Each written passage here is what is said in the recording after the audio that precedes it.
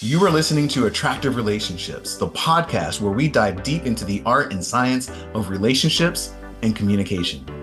I'm Rico Armstrong, your host and advocate for attractive, happy relationships. In a world where relationships play a crucial role in our personal and professional lives, understanding how to communicate to connect with others is essential. Transform your communication skills to increase your social status, your social confidence, and help you gain the best relationships you can have. Welcome to Attractive Relationships.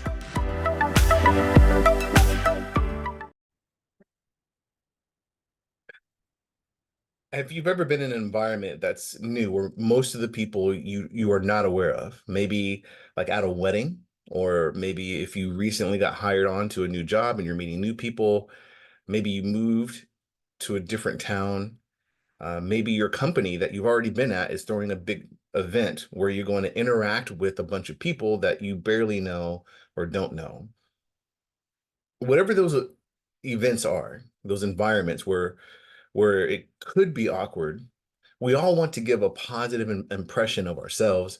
And we also want the other people interacting with us to feel happy that they were interacting, like they leave feeling better for having interacted with us than worse. And the problem that a lot of us come across with or experience is this feeling of fear that we're going to embarrass ourselves, fear that we're going to make things awkward. And then that fear sometimes can manifest in making us very timid, or maybe the opposite, it makes us word vomit.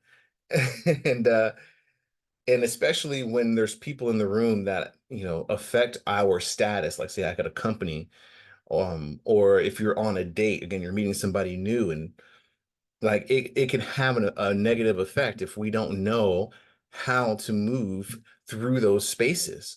So this episode is going to be all about how to navigate through the spaces of where you're meeting a person that's new, maybe on a date, or if you're at an event where multiple people are at that you don't really know well. How do you navigate through that space so that instead of being awkward and embarrassing, it comes off as something very positive for everybody? And so there, if you listen to some of the previous episodes, you're going to notice the three core principles of communication are universal through these situations too. And then if you need a refresher, just real quick, the three core principles are: lead with curiosity, be clear, and be courteous or tactful. I won't go into detail about it, but just know that these principles apply across the board. And you're going to see how these principles were applied at a recent networking event that I went to. A matter of fact, I went to two hosted by the same people who they hosted both of these events. And there were three things that I've noticed that helped everything, the interaction between all the people, be very positive and not awkward. All right. And then there was one person who did make the mistakes, and I'm going to share the mistakes this one person made at the end that did make it kind of awkward and kind of weird. And I'm going to share these things with you in hopes that on your next event that you are at, that you can avoid the awkwardness and instead kind of be a rock star. So let me tell you about this event, and it'll help kind of frame everything together. So I was looking for an event to go to for people that were like-minded. In this space of entrepreneurship, it's hard to find people like that. And I found an event that said networking for the burnt out professional. I was like, that sounds like an interesting event to go to. And it was hosted by two people, Alex and Jamel. Um, and so I went. And when it was at a bar in Dallas, and when I drove up and I got out my car and I started to walk up to the bar, and I saw this crowd of people, and I could tell they must be there for something because they all had name tags and name badges. And I was immediately struck with that fear. I mean, I was already nervous going up there because I was like, I don't know if I really want to go to a networking event, because people usually just talk about business and their portfolio or something very boring that I probably wouldn't care about, but I'm going to pretend that I have to care. And when I saw those name tags, it was just like, oh my gosh, this is just like all the other networking events. I don't know. And I actually went back to my car and was considering going home, but I thought differently of it.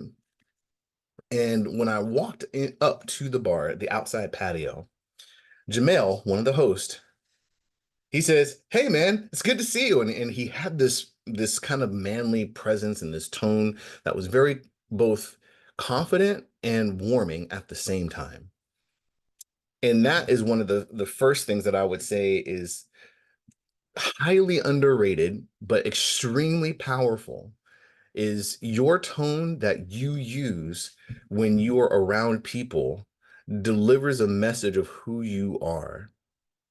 Again, and Jamel delivered the message of, hey, you are welcome and it's going to be a good time.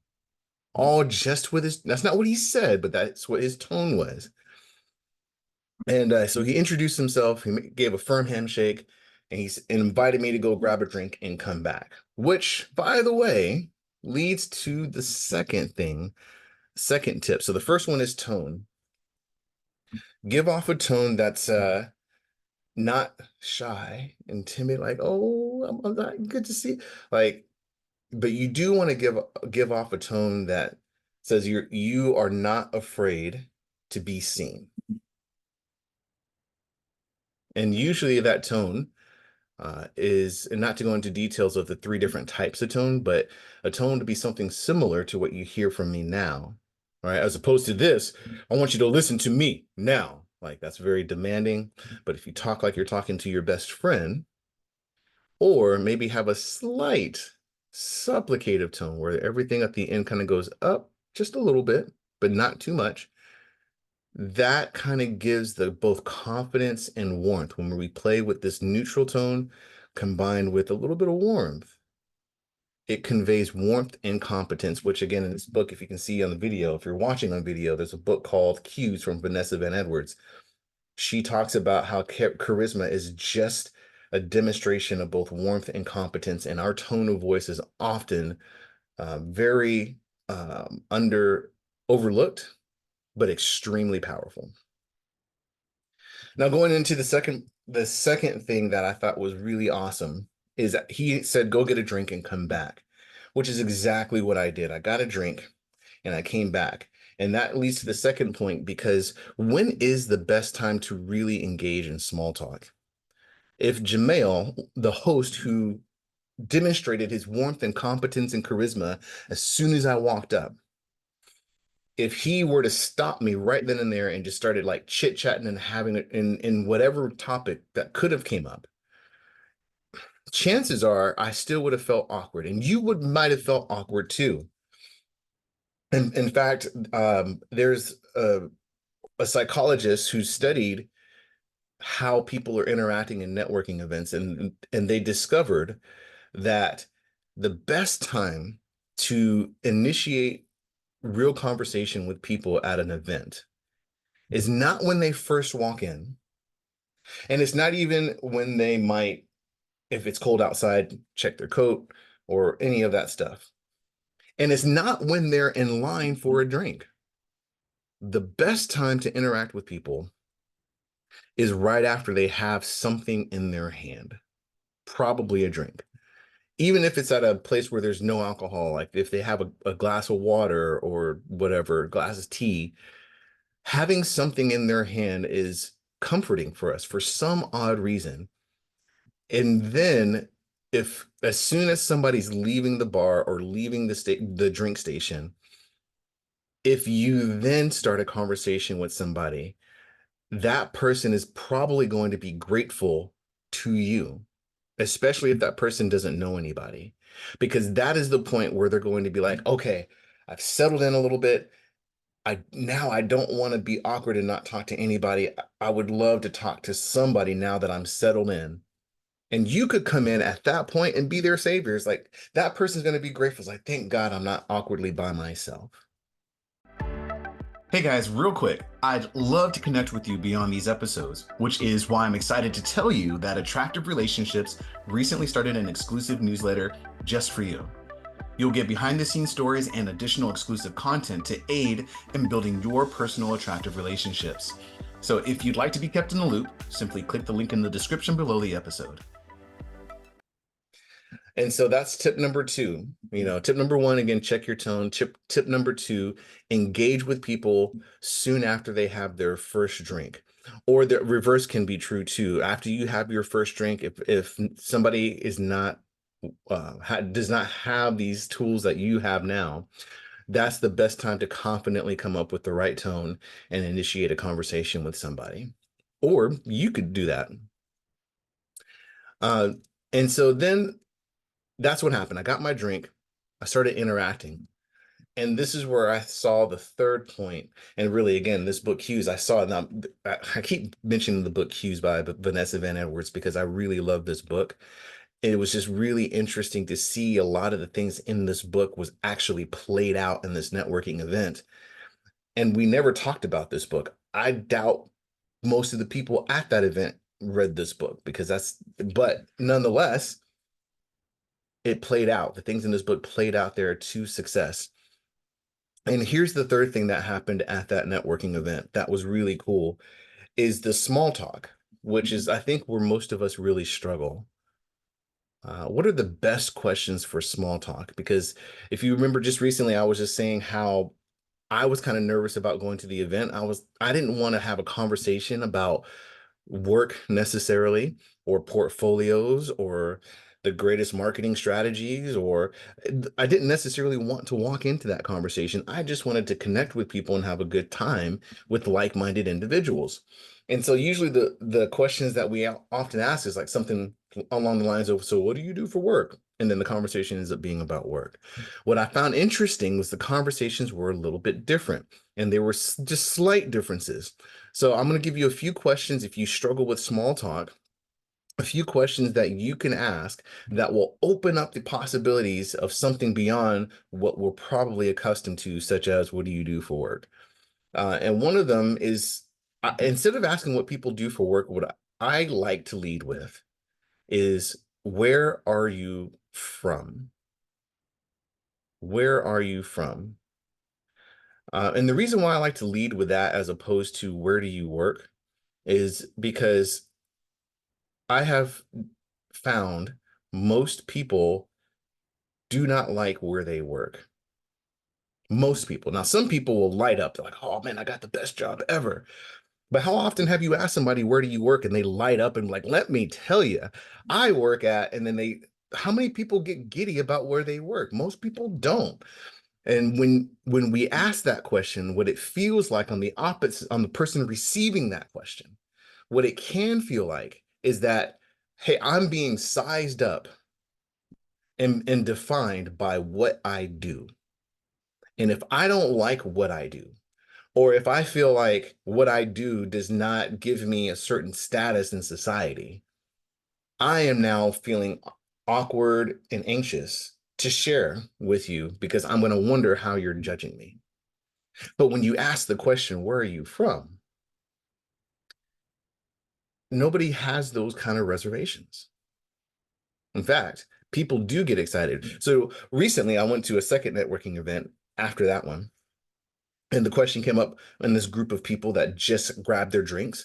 And also, where are you from? One girl said, I'm from Poland. What? From Poland? What are you doing in Dallas, Texas? All the way from Poland. She's like, yeah, and I just moved here 2 weeks ago. What? Where were you before? Oh, I was in, I don't know, I said Idaho, something random. And can you imagine what kind of conversation was sparked? Some girl from Poland moved to Idaho and now finds herself in Dallas. It's no longer about her job or anything that could make her self-conscious or could be boring. It's about this woman's journey on how she came across, how she got here to Dallas. That was a cool conversation. The same thing happened with another guy at this same networking event. It's like, so where are you from? It's like, oh, I'm originally from Dallas, but I've moved all over the place. I lived in New York. I lived here. I lived there. And then that led to the question of, what was your favorite place to live? He said, oh, New York, hands down. We're like, why New York? And then he was able to talk about an experience that he was excited to talk about. Do you see where this is going? When you ask the right questions and avoid the where do you work conversation, the conversations can be a lot more fun because we start talking about uh, experiences that light us up and the other people can feel that. That is a conversation where people can like you more and walk away feeling inspired or feeling some kind of good. Another question I sometimes like to ask if things start to get a little stagnant. This is a third question if you're writing this down. And I'll repeat these questions again real quick. But the third question I might like to ask is, what is something exciting you're looking forward to? And uh, you got to be ready for the responses on this one. Like, it's not my favorite question, but it's one I like to ask. And the reason why I like to ask it, even though it's not my favorite, is because it forces people to think about something positive. And we assume something positive is going to be happening in their life. Um, so maybe oftentimes when I ask this question, what ends up being discovered is like they're going to go on vacation soon, or they're going to a wedding, or they're about to have their first child, or something along those lines. And that's really cool. But sometimes, and this is the reason why it's not my favorite question, but I do like to ask. Sometimes the answer is, I don't know if I have anything going on. To which my next question would be, well, what is something that you really enjoyed recently? And I said, and I'll lower the bar. I say it could be anything. It could have been a movie, a podcast, a TV show, something, a meal that you had somewhere. Like, what's something that was really cool that you really enjoyed recently? And it still frames their things in a positive way. And I like it because we don't then talk about negative things worth complaining about, but something positive and more inspiring. And usually if I have to ask that follow-up question, that's it. All of a sudden it's like, well, I did just go to this restaurant down the street. And then it's like, well, how good was the food? It's like, oh my gosh, I love this food too. And then it spurs a conversation. I've been talking a lot about questions and I'm spending some time on this because again, I know the small talk might be the challenge for some of us. And it's a challenge for me because I'm a natural introvert that people mistake me for an extrovert for. But knowing how to have this small talk is part of the reason why people mistake me for an extrovert. So just if you're taking notes, real quickly, the three questions that I like to ask that really open things up is where are you from? Um, where are you from? What is something exciting you are looking forward to? And man, just like that, that third question escaped me. Well, I'll tell you what, here's a bonus question I'll give you. This is one that I really do actually like. If you could do anything, what would it be? If you could do anything, what would it be? All right. So just again, recap three things. One, your tone is often underrated. Make sure your tone is like you're talking to your best friend. It's not timid, it's not shy, because that's not how we talk to our best friend.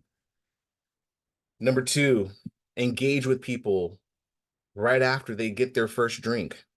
That is when they are most ready to engage in conversation, and they will be grateful and thankful that somebody walked up to them and was willing to engage them.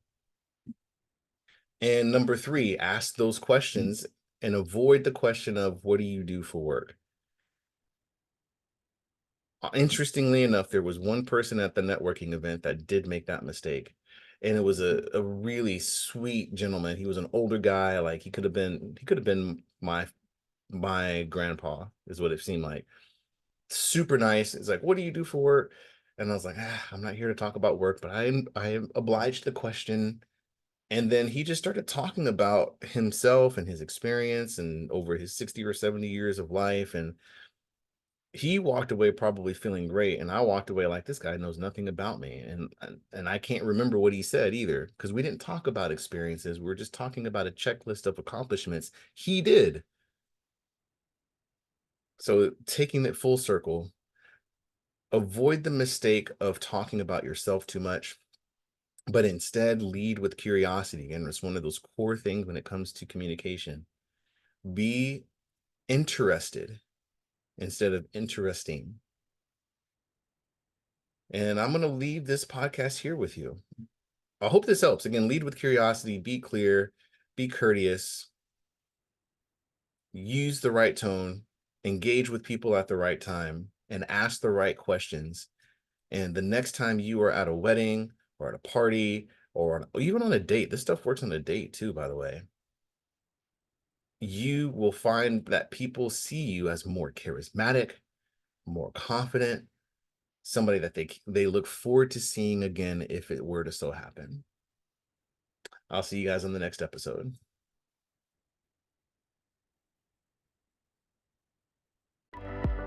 As we come to the end of another episode of Attractive Relationships, I want to express my gratitude to you for tuning in. Your support really does mean the world to me. Now, if this episode brought you any value, I would truly appreciate it if you shared this podcast with anyone that you think could benefit from our discussions on effective communication and relationship building. Until next time, remember, great relationships start with great communication. So stay curious, stay compassionate, and keep building those attractive relationships.